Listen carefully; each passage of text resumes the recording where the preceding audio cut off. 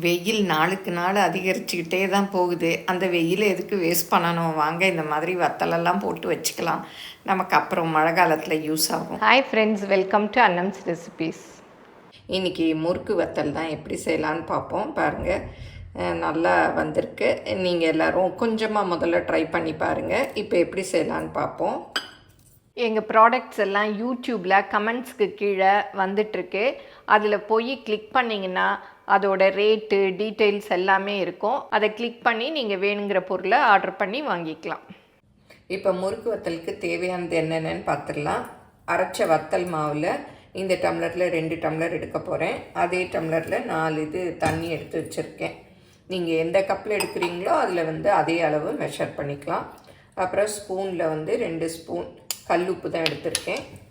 காரத்துக்கு 5 பச்சை மிளகாய் எடுத்திருக்கேன். 1/2 மூடி எலுமிச்சம்பழம். காரம்லாம் உங்களுக்கு வேணுங்கிறத பார்த்து நீங்கள் போட்டுக்கலாம்.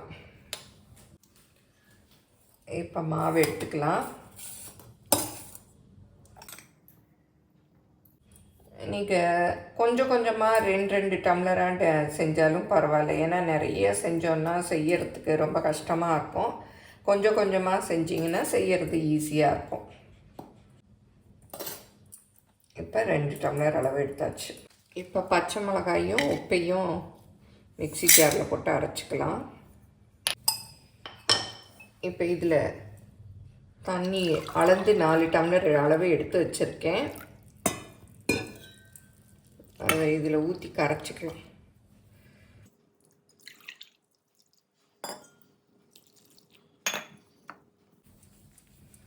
இந்த மாதிரி துடுப்பு மரக்கரண்டி அந்த மாதிரி வச்சுருந்திங்கன்னா எடுத்துக்கோங்க. ஏன்னா இதெல்லாம் கிளற வச்ச கை சூடுபடும். இப்போ இதில் 3 டம்ளர் தண்ணி ஊற்றி மிக்ஸ் பண்ணிவிட்டேன். மீதி 1 டம்ளர் இருக்குது.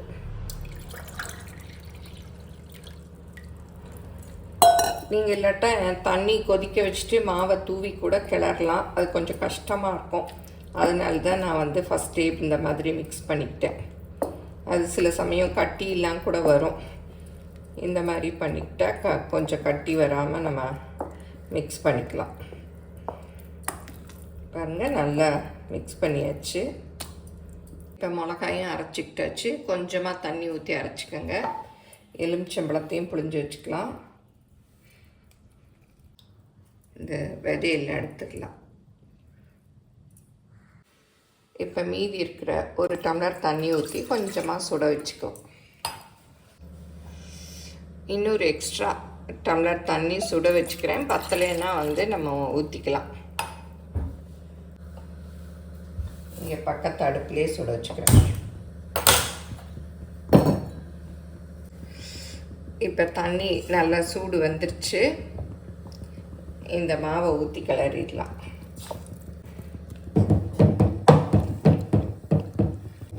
கைவிடாமல் கிளறணும். அங்கே தண்ணி சூடு வந்துடுச்சு. ஆஃப் பண்ணிக்கிறேன். பத்தலைன்னா நம்ம ஊற்றிக்கலாம். கைவிடாமல் கிளறிட்டே இருக்கும்.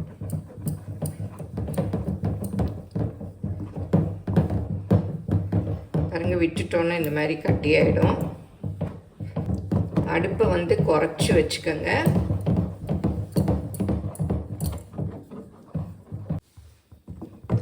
இப்போ பச்சை மிளகாய் அரைச்சி வச்சுருக்கோம் இல்லையா, அதையும் ஊற்றிக்கலாம். பெருங்காயப்பொடி ஒரு 1/2 டீஸ்பூன் அளவு போட்டுக்கலாம்.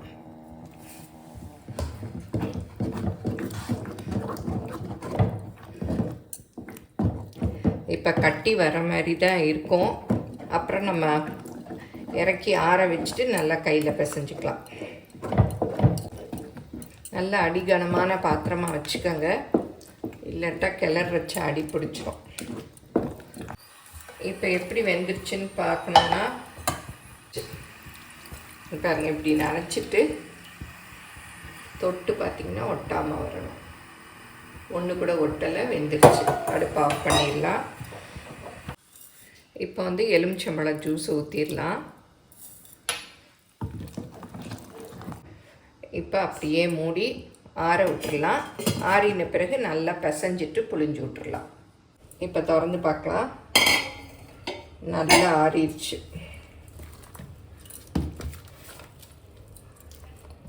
இதை அப்படியே கையால் பிசைஞ்சு விட்டுக்கலாம் இந்த பாத்திரத்தில் போட்டு.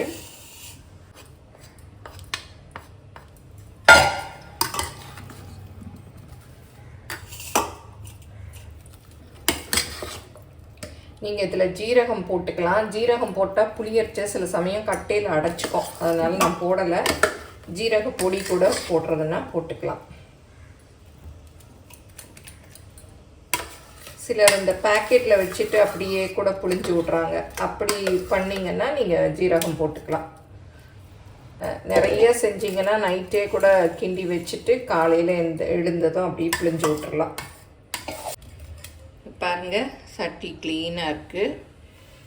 இதை வந்து கையை வந்து தண்ணியில் நனைச்சிட்டு பிசைஞ்சிங்கன்னா நல்லா பிசை வரும்.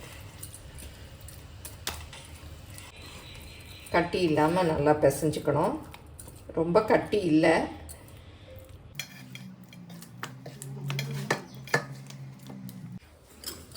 இந்த அச்சில் தான் நான் வந்து புளிய போகிறேன்.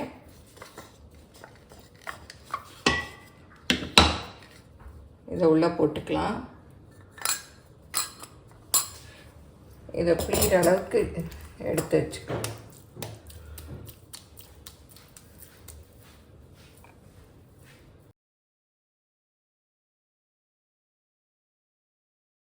இப்போ இந்த துணியை எடுத்துட்டு இதை தண்ணியில் நனைச்சிட்டு இந்த ட்ரேயில் போட்டு புளிய போகிறேன்.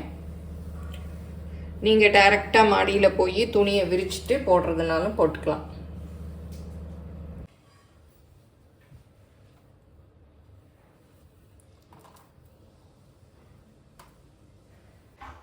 இப்போ அப்படியே சின்ன சின்னதாக பிழிஞ்சிக்கலாம்.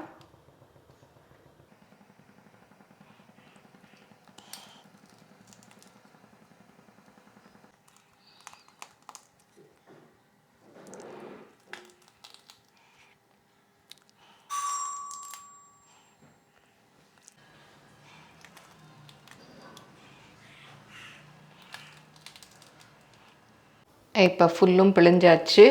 இது அப்படியே மாடியில் கொண்டு போய் காய வைக்கணும். இங்கே வராதவங்க நீளமாக அப்படியே பிழிஞ்சு விட்டுட்டு அப்புறமா சின்ன சின்ன பீசஸாக கட் பண்ணி எடுத்துக்கலாம். நீங்களும் சுவையாக சமைக்கணுமா? எங்கள் மசாலா பொடிகளை யூஸ் பண்ணி பாருங்கள். அதெல்லாம் வாங்கணுன்னா ஸ்க்ரீனில் வர்ற வெப்சைட்டுக்கும் வாட்ஸ்அப் நம்பருக்கும் போய் ஆர்டர் பண்ணிங்கன்னா நீங்கள் வேணுங்கிறத வாங்கிக்கலாம். இந்த மாதிரி டைரக்ட் சன்லைட்டில் மொட்டை மாடியில் வச்சு காய வைக்கணும். நான் புறா ஏதாவது வந்து கொத்திருன்னு சொல்லிட்டு இந்த மாதிரி வலை வச்சுருக்கேன். இப்போ பாருங்கள், நல்லா காஞ்சிருச்சு. மறுநாள் தான் காலையில். இப்போ இதை திருப்பி போட்டுட்டு இந்த பக்கம் தண்ணி தெளிச்சுக்கணும். தண்ணி தெளிச்சுட்டு அது ஊறினதும் அப்படியே எடுத்துடலாம். இப்போ கொஞ்ச நேரம் ஆயிடுச்சு, ஊறிடுச்சு. இதை அப்படியே எடுத்துடலாம். பாருங்க, அப்படியே தானாகவே வந்துடும்.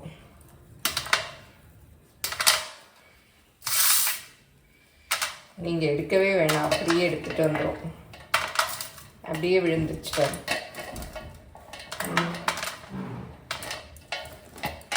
அப்படியே வந்துடுச்சு.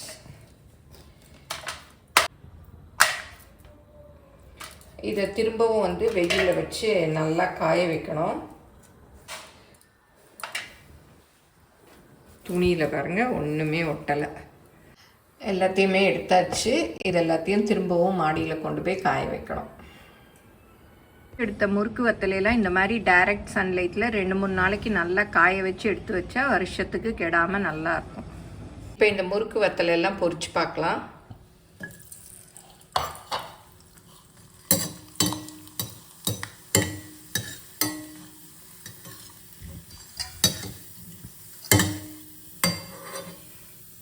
பாருங்க, சூப்பராக பொரிஞ்சிருச்சு. நல்லா பொரிச்சு எடுத்தாச்சு. இதை வந்து நிறைய நீங்கள் செய்கிறதா இருந்தால் நைட்டே செஞ்சு வச்சுக்கோங்க. அப்போ மாவு காலையில் ஆறிடும். நாங்கள் ஈஸியாக புளியலாம். வெயில் வர்றதுக்கு முன்னாடி புளிஞ்சு காய வச்சிடலாம். இப்போ ஒன்று கூட எடுத்து நொறுக்கி காமிக்கிறேன். பாருங்கள், எவ்வளோ கிறிஸ்பாக இருக்குது. மாவு வந்து நல்லா வேகணும். அப்போ தான் வந்து நல்லா புளிய வரும். பாருங்கள், நல்லா நொறுங்கிருச்சு. இதை எல்லோரும் இந்த சம்மருக்கு கொஞ்சமாக ஃபஸ்ட்டு ட்ரை பண்ணி பாருங்கள். எப்படி வந்ததுன்னு உங்கள் கமெண்ட்ஸை சொல்லுங்கள். பிடிச்சிருந்தா லைக் பண்ணுங்கள். எங்கள் சேனலை மறக்காமல் சப்ஸ்கிரைப் பண்ணுங்கள். ஃபேஸ்புக், இன்ஸ்டாகிராமில் அன்னம்ஸ் ரெசிபீஸை ஃபாலோ பண்ணுங்கள். தேங்க்யூ.